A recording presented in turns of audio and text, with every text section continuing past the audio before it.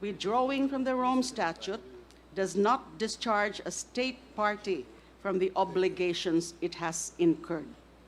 Then the Supreme Court proceeded to say, a state shall not be discharged by reason of its withdrawal from the obligations arising from the statute while it was a party. Its withdrawal shall not affect any cooperation with the court in connection with criminal investigations and proceedings in relation to which the withdrawing state had a duty to cooperate and which were commenced prior to the date on which the withdrawal became effective.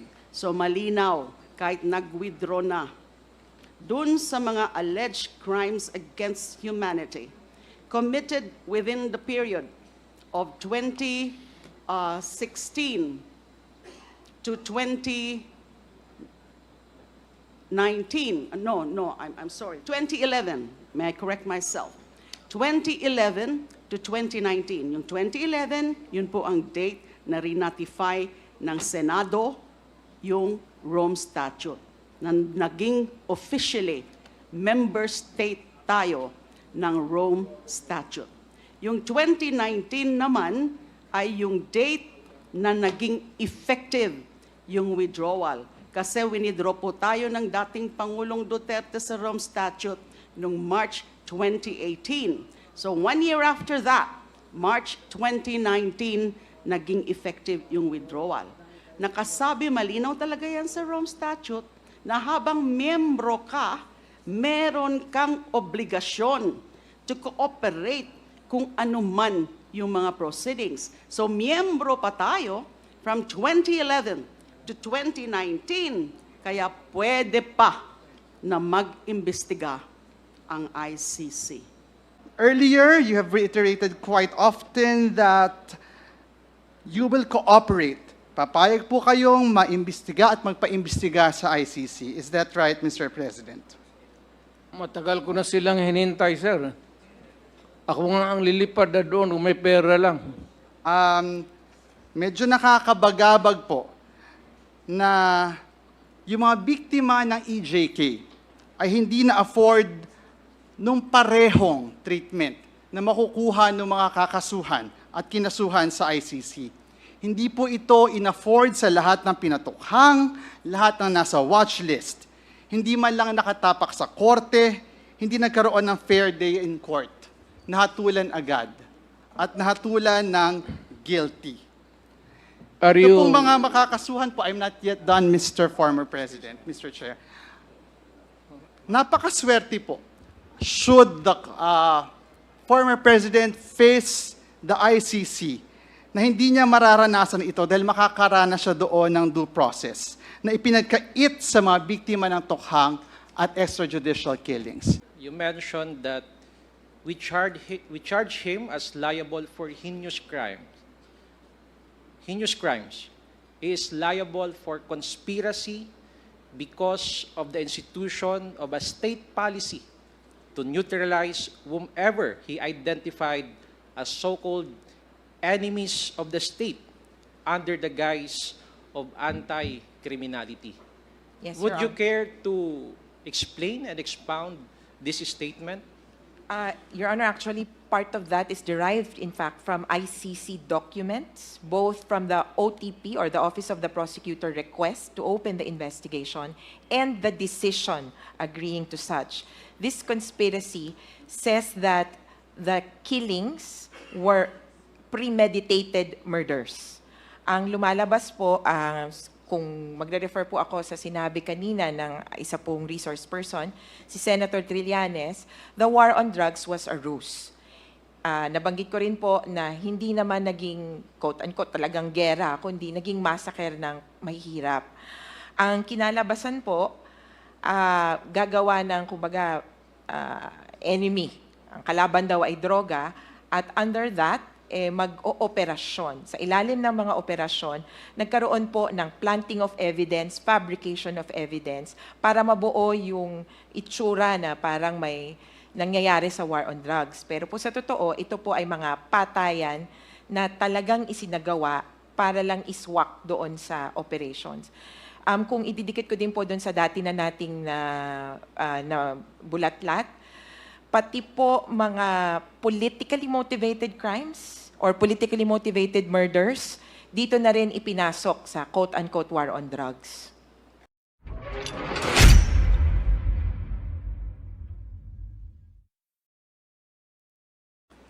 Magandang gabi po, Mr. Chair. Maraming salamat. Magandang gabi po sa ating lahat. Totoo po yun, kanina umaga pa, walang tayuan, walang kain, pero chill lang muna po tayo in the pursuit of truth. I'd like to begin with a short manifestation on the issue of the death penalty. I have to put on record that Akbayan maintains that this is an anti-poor measure. Alam naman po natin na ang karamihan, if not all, ng nasa death row ay laging puro mahihirap dahil hindi nila afford ang mahusay na abogado.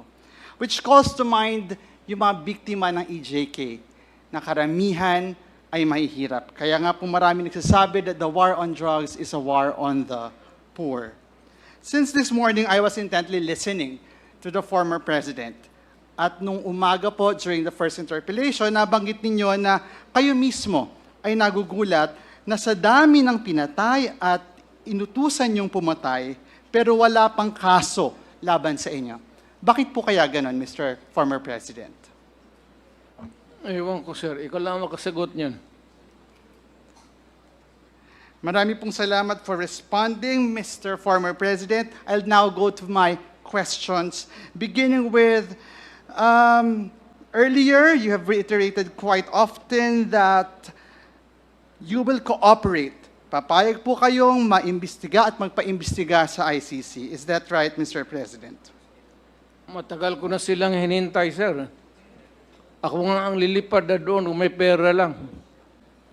Sa totoo lang. Mr. Chair, Mr. Former President, the Mr. Chair, second question Mr. Chair. is, doon po Mr. sa Chair. investigasyon na ito sa ICC, papangalanan niyo po ba ang mga miyembro ng Davao Death Squad?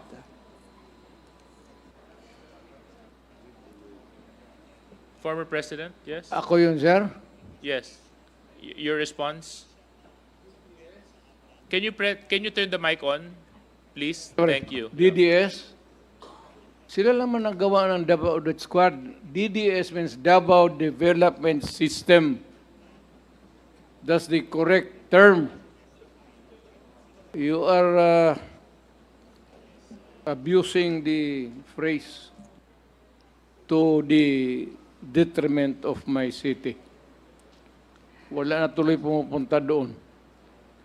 Still on the issue, Mr. Chair, willing po ba kayo na doon sa investigasyon na yon, sa ICC na pangalanan, ang mga biktima ng pagpatay sa Davao ng DDS, however you call it, simula nung kayo ay mayor, hanggang sa kayo po ay maging presidente? Hindi ako gumagawa ng listahan, sir, kung sino ang namatay. You have to go to the register of, what's it? Civil registrar. At maybe sa police. Huwag ho sa akin, hindi ako bookkeeper para sa namatay ng mga tao. Next question, Mr. Chair, Mr. Former President, willing po ba kayo na doon sa investigasyon na yon magsalita tungkol sa paggamit nyo sa PNP bilang inyong death squad through the reward system? Yes, I will answer questions about DDS, but I have never said that I am willing to admit the existence of DDS to kill people. In that investigation, Mr. Chair, Mr. Former President of the ICC, willing po ba kayong banggitin kung sino-sino ang nasa drug war at a drug war watch list ng Malacanang at ng police? Magalit pa ako, sir, kung hindi nila gamitin. Totoo lang. I would be totally disappointed kung hindi nila gamitin yung listahan kung nasaan yan. And the people that they think could shed a light to the extrajudicial killing that happened in this country. Mr. Chair, Mr. Former President, dahil willing kayo magpaimbestiga, naniniwala po ba kayo na kayo ay entitled to due process? Eh, natural. Mr. Chair, Mr. President, bilang akusado, naniniwala po ba kayo na you and your co-accused deserve a fair day in court? I am not an accused, and whoever you are pointing to as the other accused. So I cannot answer your question intelligently. Mr. Chair, for an intelligent answer to the question, perhaps I'd like to direct this question to Attorney Chel Jokno. Attorney Chel, ano po ang rights of the accused sa ICC? Parehas lang po sa mga karapatan ng isang akusado dito sa atin. The right to fair trial, the right to due process of law, the right to remain silent, the right against self-incrimination, the right to confront witnesses and cross-examine them. Halos magkatumbas po yan. So kung magkatumbas po, kasama po dito, Mr. Chair, Mr. Attorney Jokno, yung they are innocent until proven guilty. Yes, the presumption of innocence also, yes. Thank you very much, Attorney Jokno. I'd like to end this very quick round of questions with this short manifestation, a reflection perhaps. Medyo nakakabagabag po na yung mga biktima ng EJK ay hindi na-afford nung parehong treatment na makukuha ng mga kakasuhan at kinasuhan sa ICC. Hindi po ito in-afford sa lahat ng pinatukhang, lahat ng nasa watch list. Hindi man lang nakatapak sa korte, hindi nagkaroon ng fair day in court. Nahatulan agad at nahatulan ng guilty. Are Ito you... pong mga makakasuhan po, I'm not yet done, Mr. Former President, Mr. Chair. Napakaswerte po. Should the former president face the ICC na hindi niya mararanasan ito dahil makakaranas siya doon ng due process na ipinagkait sa mga biktima ng tukhang at extrajudicial killings. That would be all, Mr. Chair. As promised, I will not consume my time. I will respond you. by saying, Sir, that I'm waiting for the warrant of arrest of the ICC at saan ba, sa Hague ba yan? Hindi pa ako nakapunta doon. Libre yan. Baski nag-handcuff ako, I would be very willing to go there. Anytime. Totoo yan. Sa edad ko na ito, I'd rather spend my time. Maganda ang prisuhan doon, sir, eh. Komportable. Doon na lang ako magtapos ng buhay ko. Thank you very much, Congressman Sindanya.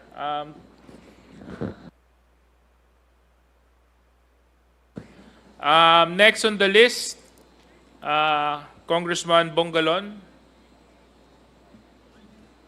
Congressman Jill Bongalon. Because Congressman Sindanya did not exhaust his allotted time, I will pass the time to you. So you have 10 minutes. Thank you, Mr. Chair. Good evening to everyone. Magandang gabi po, former President Rodrigo Roa Duterte, and to all other resource persons. Let's talk about the International Criminal Court. And I guess we have resource persons who are lawyers for the victims of the EG case. And I would like to direct my questions to the lawyers. Based from my understanding, Mr. Chair, the jurisdiction or the general mission of the ICC is to investigate and, if warranted, prosecute individuals who are charged with heinous crimes such as war crimes, genocide, and crimes against humanity. Would that be correct? Yes, Mr. Chair, including a fourth crime, crimes of aggression. So these are the only 4 types of crimes tried before the ICC. Yes, and that includes crimes of aggression. And later on, nakuha po yung attention ko doon po sa opening statement ninyo, Attorney Conti, na merong hong kaso ngayon, no, ang biktima nitong EGK at nasa ICC na po ito. Tama po? That is correct. The And- preliminary examination was opened February 2018, and the investigation was granted June 2021. Before I go on the details of the case, would you care to update us what is the status of this case before the ICC? So the status of the case at present, Your Honor, would be it's at the investigation stage. Bale po, yung sa atin po kasi ang kilala natin ay preliminary investigation. And there are two questions. One, what is the crime committed? And second, who is the perpetrator? Sa ICC po, sa preliminary examination, ang tinalakay na ay meron bang crimes against humanity na ginawa sa Pilipinas? Meron. Kaya nasa second stage na po tayo, who is most responsible or who are most responsible for these crimes against humanity. The ICC is in the process of determining these people so that they can issue either summons or warrants of arrest before trial can begin. You mentioned a while ago that it was already determined that there is a crime against humanity. And you are referring to the war on drugs. Yes, Is Your that Honor. correct? Yes, Your Honor. The ICC opened the investigation upon the request of the Office of the Prosecutor, approving the request because they believe that there is reasonable basis to believe that crimes against humanity were committed in the Philippines within the scope of November 2011 to about June 2016, murders and other inhumane acts which happened in Davao City, and from July 2016 to March 2019 nationwide. So that is the scope of the investigation, temporal and geographic. Part of your statement earlier, you mentioned that we charge him as liable for heinous crimes. Heinous crimes. He is liable for conspiracy because of the institution of a state policy to neutralize whomever he identified as so-called enemies of the state under the guise of anti-criminality. Yes, Would Your you Honor. care to explain and expound this statement? Your Honor, actually, part of that is derived, in fact, from ICC documents, both from the OTP, or the Office of the Prosecutor request to open the investigation, and the decision agreeing to such. This conspiracy says that the killings were premeditated murders. Ang lumalabas po, kung magre-refer po ako sa sinabi kanina ng isa pong resource person, si Senator Trillanes, the war on drugs was a ruse. Nabanggit ko rin po na hindi naman naging quote-unquote talagang gera, kundi naging massacre ng mahihirap. Ang kinalabasan po, gagawa ng kumbaga enemy. Ang kalaban daw ay droga, at under that, mag-ooperasyon. Sa ilalim ng mga operasyon, nagkaroon po ng planting of evidence, fabrication of evidence, para mabuo yung itsura na parang may nangyayari sa war on drugs. Pero po sa totoo, ito po ay mga patayan na talagang isinagawa para lang iswak doon sa operations. Kung ididikit ko din po doon sa dati na nating na bulatlat, pati po mga politically motivated crimes or politically motivated murders, dito na rin ipinasok sa quote-unquote war on drugs. Earlier, we had a discussion that it was mentioned that guilt is personal.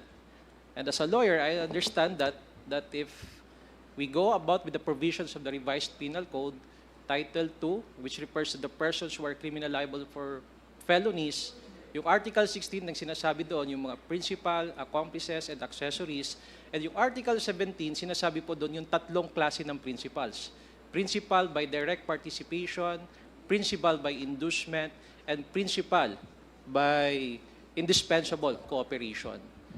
Yung principal by direct participation, that is what we are referring to guilt, which is personal. And you mentioned a while ago that you are charging the former president because of the conspiracy. And also, he is liable as principal by inducement or principal by indispensable cooperation. Would you care to expound and explain this, Attorney Conti? Yes, Your Honor. Mr. Chair, I would like to just clarify also that when you say guilt is personal, it doesn't mean that you have to be on site.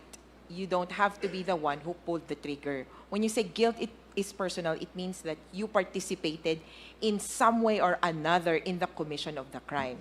And when you planned or masterminded a crime, that is guilt that is personal as well.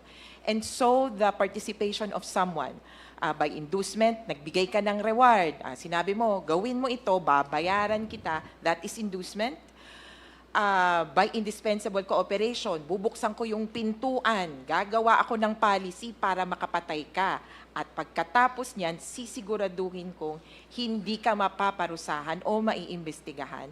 That could be principal by indispensable cooperation. And a while ago, again, going back to the issue or topic of conspiracy, basically conspiracy means the act of one is the act of all. And how would you allege that the act of these law enforcers will also charge the former president for the victims of these extrajudicial killings?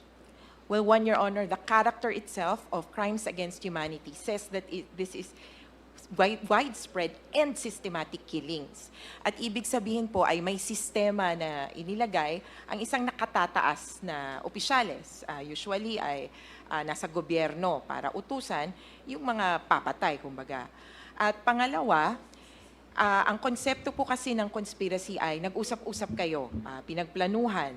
At kung mai-establish ng ICC, and we believe so, kung mai-establish ng ICC na yung mga patayan ay konektado lahat sa war on drugs, konektado nun sa directives ni Duterte, maituturing po itong conspiracy o pinag-usapan.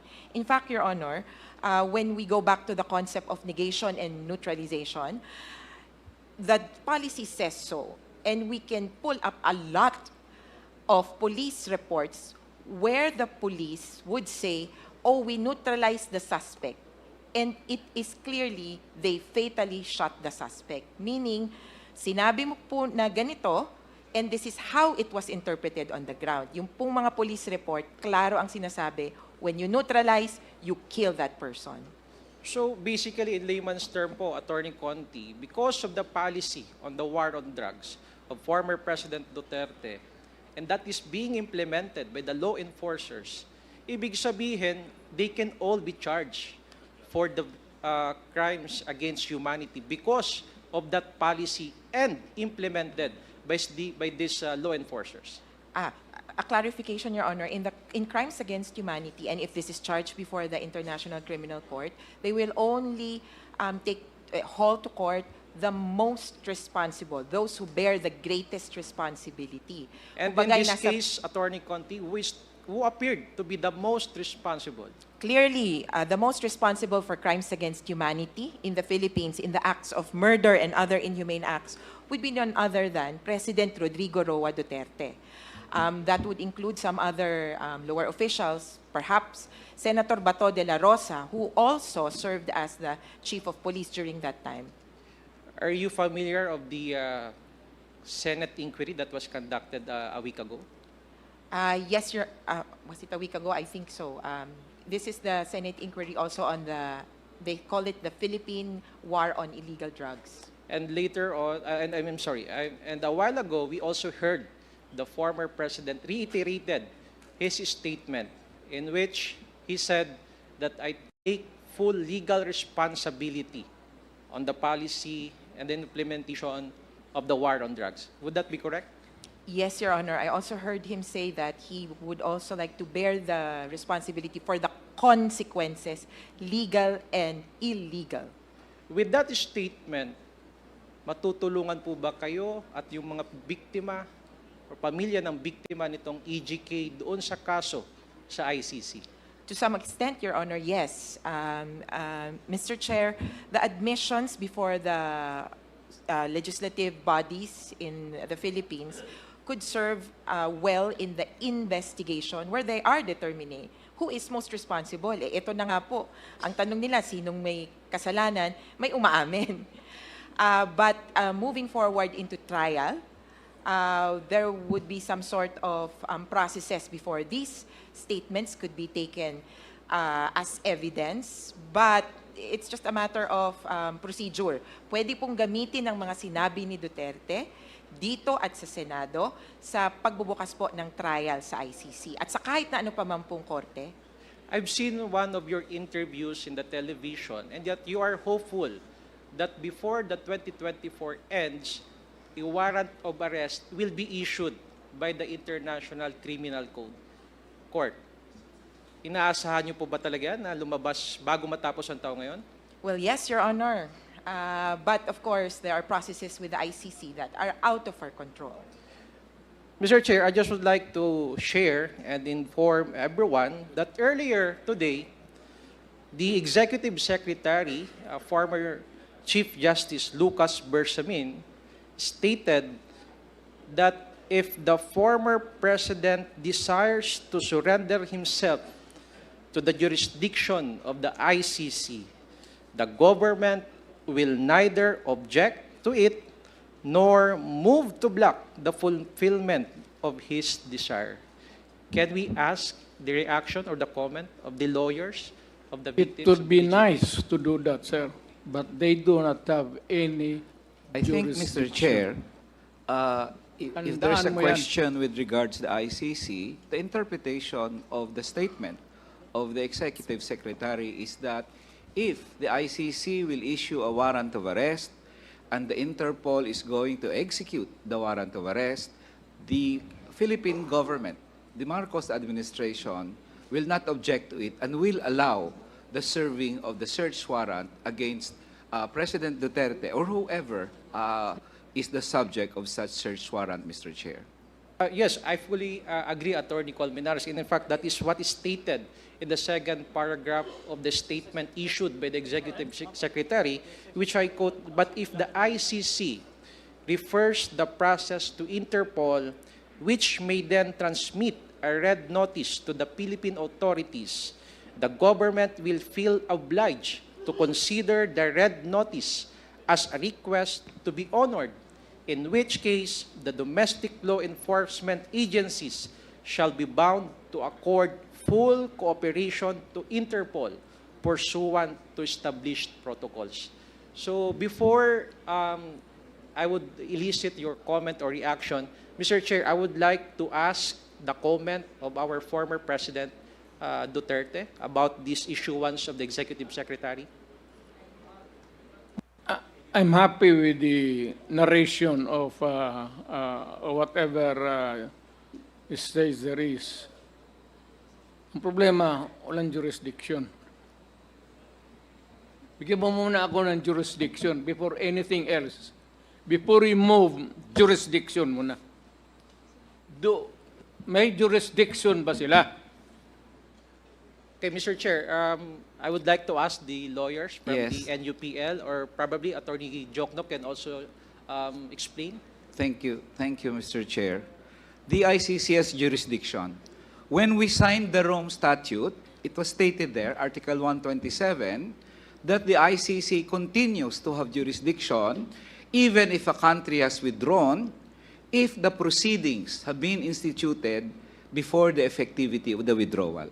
So 2017, na-file ang kaso originally, and then 2018, ito namang sa Rise Up Mga Pamilya, effectively March of 2019, ang withdrawal ng Pilipinas. So it has been, it has jurisdiction under Article 127. Bakit nilagay sa ICC yon? Kasi Mr. Chair, pag wala yon sa ICC, ang gagawin na lang ng mga presidente at mga prime minister, pag may kaso sila sa ICC, magwi-withdraw lang sila, wala nang mangyayari. Pero nilagay ng ICC yon na pag nasimulan na ang investigasyon, bago maging effective ang withdrawal mo, the ICC has jurisdiction. The second point, Mr. Chair, is this. Doon sa ICC, mayroong complementarity clause. Ang nakalagay sa ICC complementarity clause is precisely this. If the person is being investigated or prosecuted sa bansa na kung saan siya, then ICC genuinely investigated or prosecuted, then the ICC will not admit the case. Inadmissible siya. Ngayon, ang tanong, may kaso ba o investigasyon o prosecution ang mga akusado sa ICC? Answer, no. So therefore, hindi magti-trigger ang complementarity. And of course, nabanggit kanina, Mr. Chair, may admission mismo si dating Presidente Duterte na ang mga korte natin dito ay ineffective, inefficient. Talagang magagamit po yan, Mr. Chair, sa ICC because the ICC also has a phrase na pag sinabi niya, kahit pa kinasuhan ka sa Pilipinas, pero ito ay inability or unwillingness, ibig sabihin, hindi makadeliver ng accountability, then the ICC continues to have jurisdiction. So the ICC has jurisdiction because of those terms, Mr. Chair. And last point na lang, Mr. Chair. Pag pumirma tayo ng kontrata, we subtract something from our sovereignty. When we signed the protocols with the Interpol, na pag may siniserve kayo dito na warrant of arrest, susundin namin yan, that's part of our giving up a part of our sovereignty doon sa ganyang klase na obligasyon. The same din sa ICC. At hindi maganda, Mr. Chair, na pag sakali hindi i-fulfill ng Philippine government ang pinirmahan niya sa Rome Statute many years ago, ang sabihin ng international community, hindi pala kayo mapagkatiwalaan eh. Pirma kayo ng pirma ng kontrata, pero pag alanganin na o treaty, pag alanganin na atras kayo. So it is also to the interest of the Philippine government na i-fulfill ang obligasyon sa ICC precisely because we have committed ourselves to do our obligation. So in any case, Mr. Chair, the ICC has jurisdiction, and we are supposedly bound dapat to implement that jurisdiction, Mr. Chair. Mr. Chair, is it correct to assume that the subject matter of the case before the ICC or the crimes that we are referring to are crimes committed before the withdrawal? Is Yes, that correct? Mr. Chair. That is correct, Mr. Chair. If I may add, Mr. Chair and Your Honors, that was one of the issues taken up by the pretrial chambers. Ito na po yung court ng International Criminal Court when it granted the request of the prosecutor to conduct a formal investigation. In September 15, 2021, sa isang written decision ng pretrial chamber, they found, number one, that there was reasonable basis to proceed with the investigation, and number two, that the case falls within the court's jurisdiction. Hindi po nila papayagan ang prosecutor na mag-imbestiga sa isang kaso kung wala naman jurisdiction ang ICC. Kung ganun po, dapat matagal na nilang dinismiss ang kaso. It's very clear under the rulings of the ICC as well as the Rome Statute, which is the treaty that the Philippines ratified, that that jurisdiction exists. Mr. Chair, nais ko rin pong magdagdag dun sa mga sinabi nila Attorney Nery Colmenares and Attorney Chel Jokno. Bukod po sa Rome Statute itself, bukod po sa pronouncement ng pretrial chamber ng ICC, ang mismong Korte Suprema natin, in the 2021 case of Pangilinan versus Cayetano, I quote from the decision penned by Senior Associate Justice Marvic Leonen. What is the effect of withdrawal? Yun po ang issue na sinagot dun sa ruling na yun. Withdrawing from the Rome Statute does not discharge a state party from the obligations it has incurred. Then the Supreme Court proceeded to say, a state shall not be discharged by reason of its withdrawal from the obligations arising from the statute while it was a party. Its withdrawal shall not affect any cooperation with the court in connection with criminal investigations and proceedings in relation to which the withdrawing state had a duty to cooperate and which were commenced prior to the date on which the withdrawal became effective. So malinaw, kahit nag-withdraw na, dun sa mga alleged crimes against humanity committed within the period of 2016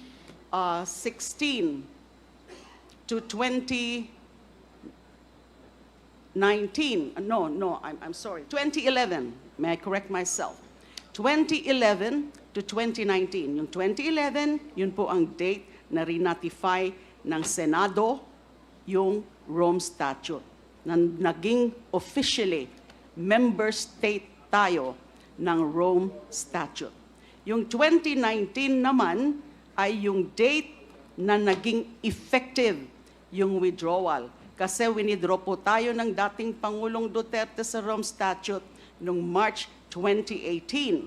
So 1 year after that, March 2019, naging effective yung withdrawal. Nakasabi, malinaw talaga yan sa Rome Statute, na habang miyembro ka, meron kang obligasyon to cooperate kung ano man yung mga proceedings. So miyembro pa tayo from 2011 to 2019, kaya pwede pa na mag-imbestiga ang ICC. Maraming salamat po. Thank you for Your that. Honor, may I be given a chance to respond? Marami na masyadong tao ang sasagsalita against me.